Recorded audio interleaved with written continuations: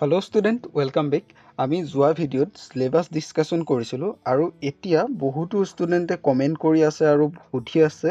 যে EVS টো সঁচাকৈ এবাৰ সংযোগ কৰিছে নেকি সিলেবাসত। হয়, এটো কনফাৰ্ম আৰু মই বৰ্তমান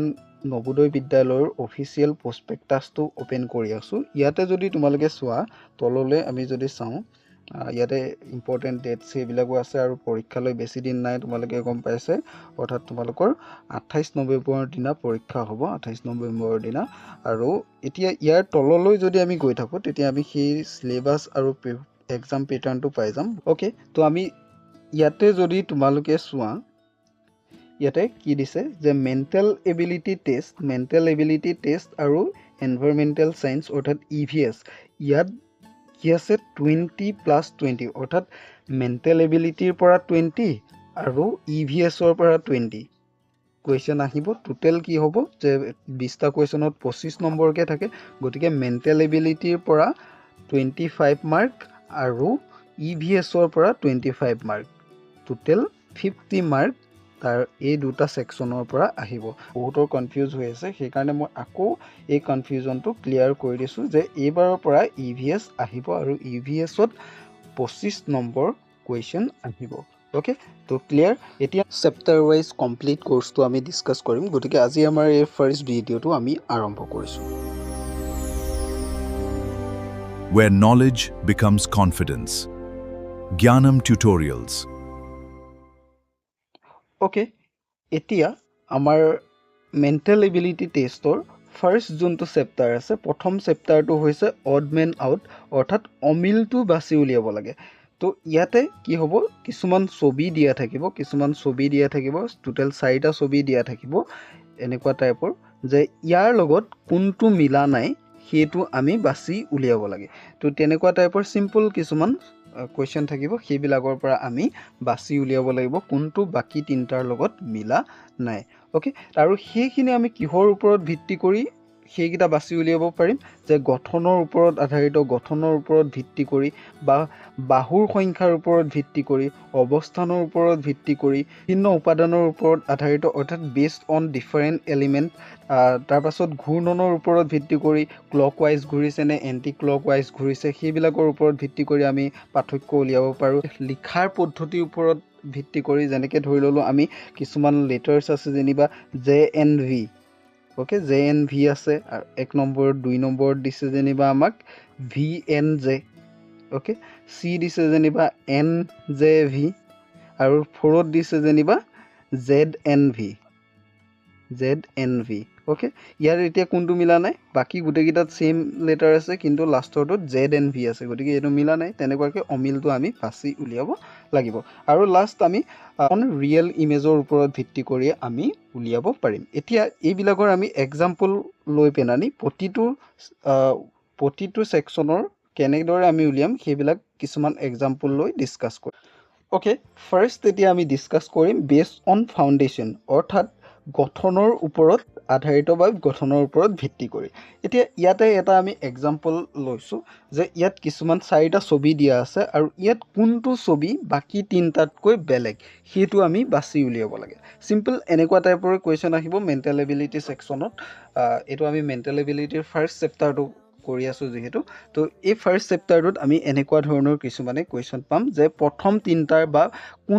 ইয়াতে এটা অমিল আছে, বাকি তিনটাতকৈ বেলেগ কোনটো হয় সেইটো আমি বাছি উলিয়াব লাগে। ওকে, ইয়াত যদি এতিয়া চাওঁ আমি কি হয়, এটা ফাৰ্ষ্টটো আছে এটা ত্ৰিভুজ দিছে, ট্ৰিংগল দিছে, পিছৰটো এটা বৰ্গ দিছে, তাৰ পাছত এটা সাৰ্কেল দিছে, তাৰ পাছত এটা ৰম্বাস টাইপৰ পিকচাৰ দিছে। গতিকে ইয়াত যদি চাওঁ আমি কোনটো বাকিকেইটাৰ সৈতে মিলা নাই সেইটো আমি উলিয়াব লাগে। কোনটো মিলা নাই বাৰু, ইয়াতে যদি আমি চাওঁ যে এইটো ত্ৰিভুজ, 3টা চুক আছে, এইটোত কেইটা চুক আছে, 4টা চুক আছে, আৰু এইটোত টোটেল 5টা চুক আছে, কিন্তু এইটোত কোনো ধৰণৰ চুক নাই। ওকে, তো আমি ইয়াত বেছড অন ফাউণ্ডেশ্যন, ইয়াৰ মানে ইয়াক আমি ফাউণ্ডেশ্যনৰ ওপৰত ভিত্তি কৰি, ইয়াৰ যোনটো গঠনৰ ওপৰত ভিত্তি কৰি আমি ইয়াক কি কৰিব পাৰোঁ, ডিফাৰেঞ্চটো উলিয়াব পাৰোঁ। গতিকে ইয়াত বাকী গোটেইকেইটাতে চুক আছে কিন্তু এইটোত কোনো চুক বা এংগল নাই, গতিকে এই অপশ্যন 3টো ইয়াৰ লগত মিলা নাই। গতিকে এনচাৰ কি হ'ব, ৰাইট এনচাৰটো option 3। Okay, based on number of side অৰ্থাৎ ছাইড কেইটা আছে তাৰ ওপৰত ভিত্তি কৰি আমি এইটো ডিফাৰেণ্টটো উলিয়াব পাৰিম চাওঁ 1 2 3 4 5 6টা ইয়াত 6টা ছাইড আছে এইটোত যদি চাওঁ 1 2 3 4 5 6টা 7টা ছাইড আছে আৰু এইটোত যদি চাওঁ 1 2 3 4 5 6টা ছাইড আছে এইটোত যদি চাওঁ 1 2 3 4 5 6টা গতিকে ইয়াত অমিল কোনটো আছে অপশ্যন 2টো 2 নম্বৰ অপশ্যনটো মিলা নাই গতিকে 2টো হ'ব আমাৰ কাৰেক্ট এনসাৰ তাৰপিছত বেছ অন পজিশন আমি পজিশনৰ ওপৰত ভিত্তি কৰিও আমি ডিফাৰেন্স উলিয়াব পাৰোঁ যেনেকৈ ফাৰ্ষ্টটো আমাক ইয়াতে যদি এটা চাওঁ ফাৰ্ষ্ট যোনটো আমি উদাহৰণ লৈ আহিছোঁ ইয়াতে এটা সাৰ্কল আছে সাৰ্কলটোৰ ভিতৰত এটা কাৰ্চিন টাইপৰ আছে ওকে কাৰ্চিন টাইপৰ আছে আৰু সেই কাৰ্চিনটো এই ত্ৰিভুজটোৰ কোণটোৰ ফালে মূৰ কৰি আছে যদি আমি চাওঁ এই কাৰ্চিনটো কি হৈ আছে ত্ৰিভুজটোৰ কোণটোৰ ফালে মূৰ কৰি আছে হয়নে তো আমি প্ৰায় এইটোতো সেম দেখিছোঁ মই এইখিনি মচি দিছোঁ আকৌ তেতিয়া দেখিম ওকে এইটোতো কাৰ্চিনটো ত্ৰিভুজটোৰ ফালে মূৰ কৰি আছে ত্ৰিভুজৰ কোণটোৰ ফালে এইটোতো মূৰ কৰি আছে কিন্তু এইটোত যদি চাওঁ উল্টাকে মূৰ কৰি আছে বাকি কিটাৰ সৈতে ই মিলা নাই গতিকে কি হ'ব অমিল আমাক অমিলটো বাছি উলিয়াব কৈছে কি হ'ব option 3 is the correct answer আৰু এটা কুৱেশ্যন লৈছোঁ যেটো কুৱেশ্যন আমি সলভ কৰিব পাৰিম বেছড অন ৰিয়েল ইমেজ অৰ্থাৎ চিত্ৰৰ প্ৰকৃতিৰ ওপৰত ভিত্তি কৰি আমি ইয়াকে সলভ কৰিব পাৰিম তো এইটো ছবি যদি চাওঁ আমি ইয়াতে কি হৈছে 4টা অপশ্যন আমাক দিছে যে ফাৰ্ষ্ট এটা আমি ধৰি ললোঁ এইটো নোটবুক এইটো পেন্সিল আৰু এইটো ইৰেজাৰ আৰু এটা দিছে বাইসাইকেল গতিকে গোটেই কি হ'ব এইকেইটা আমি গম পাই আছোঁ বাকি তিনটা কি হয় ৰিডিং বা পঢ়া শুনাৰ লগত জড়িত কিন্তু সাইকেলটোৰ দূৰলৈকে ইয়াৰ কোনো সম্বন্ধ নাই এইকেইটা বাকিকেইটা বস্তুৰ লগত গতিকে অমিল কোনটো এইটো হল তাৰপাছত এতিয়া আমি ইয়াতে কিছুমান কুৱেশ্যন তোমালোকৰ কাৰণে আমি আনিছোঁ যে এইকেইটা আমি কেনেকৈ কৰিব পাৰিম সলভ কৰিব পাৰিম ফাৰ্ষ্ট কুৱেশ্যনটো এতিয়া তোমালোকে প্ৰথমতে কমেন্ট কৰাচোন বাৰু কোনটো হ'ব ফাৰ্ষ্টটো কোনটো হ'ব ওকে ফাৰ্ষ্টটো মই এতিয়া আকৌ সলভ কৰি দিছোঁ চাই লওঁ বহুতে বাৰু পাৰিছা তো ওকে যে ফাৰ্ষ্ট কুৱেশ্যনটো যদি আমি চাওঁ ইয়াতে ফাৰ্ষ্ট কুৱেশ্যনটো কি আছে ইয়াত আখৰকেইটা কি আছে আৰ গোটেই আৰ কোড আছে আমি সেইটো চাম ফাৰ্ষ্ট লেটাৰটো কোড আছে আমি সেইটো চাম আৰ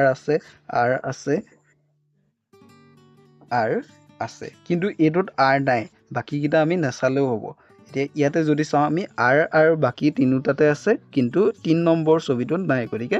যিটোৱে হ'ব কাৰেক্ট এনসাৰ যদি আমি বাকিকেইটাও তেনেকৈ চাওঁ ইউ ইয়াত আছে ইউ ইয়াত আছে ইউ ইয়াত আছে ইউ ইয়াত আছে ওকে তাৰপাছত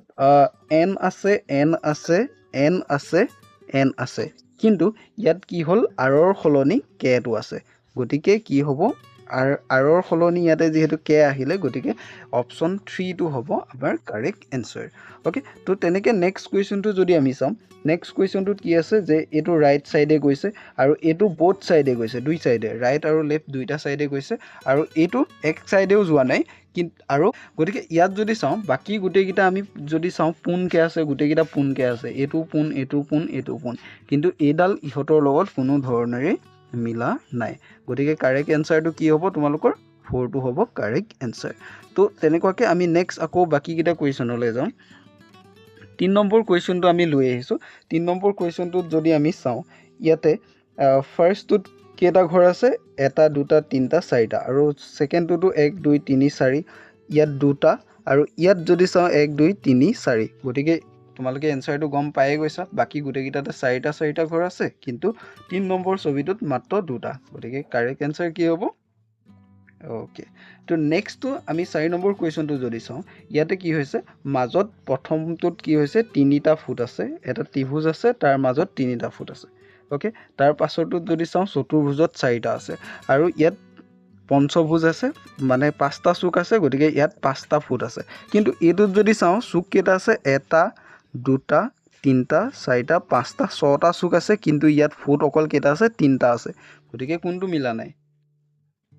ওকে 4টো মিলা নাই 4টো হ'ব আমাৰ কাৰেক্ট এনসাৰ তাৰ পাছত আমি লাষ্ট এটা 5 নম্বৰ কুৱেশ্যনটো লৈ আহিছোঁ এই কুৱেশ্যনটো এনসাৰ তোমালোকে কমেণ্টত জনোৱা আৰু অহা ভিডিঅ'ত ইয়াৰ শুদ্ধ উত্তৰটো মই শ্বেয়াৰ কৰিম লগতে যোনে যোনে পাৰিছা তোমালোকক নাম উল্লেখ কৰিম ওকে থেংক ইউ